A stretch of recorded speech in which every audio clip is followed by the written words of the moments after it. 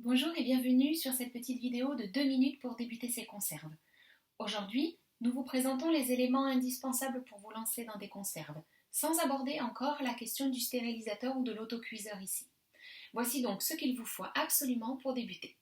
Dans un premier temps, évidemment, des bocaux adaptés à la stérilisation.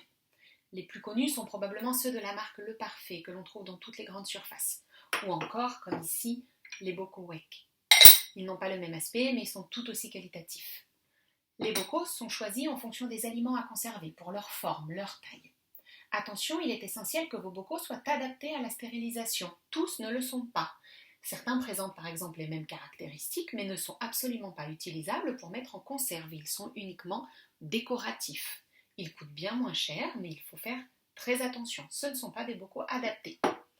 De la même manière, faire des conserves, ce n'est pas faire de la confiture, on ne réutilise pas des vieux pots de récup en verre d'anciennes conserves industrielles. Il faut s'équiper en bocaux adaptés.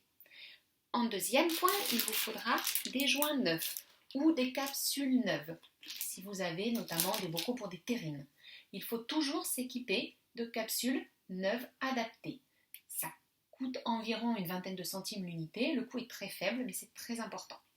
Il vous faudra ensuite de l'eau bouillante pour, dans un premier temps, nettoyer vos bocaux et une casserole pour ébouillanter au préalable, notamment par exemple les joints neufs que vous allez utiliser à chaque fois.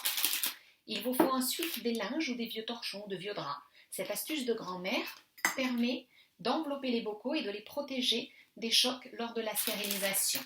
Certains placent également une pierre au-dessus pour maintenir les bocaux droits et assurer une stabilité des bocaux lors de la stérilisation. Ensuite, il vous faudrait des livres ou des recettes. Il y a de nombreuses références.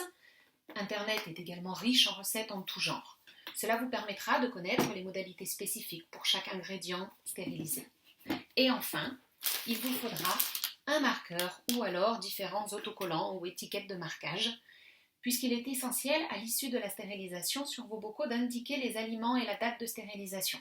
Certains ajoutent également la durée possible de conservation des aliments en fonction des recettes. Voilà, avec uniquement ces quelques éléments indispensables qui seront réutilisables, excepté les aliments que nous utilisons neufs à chaque fois, vous allez pouvoir, avec un stérilisateur, vous lancer dans vos conserves.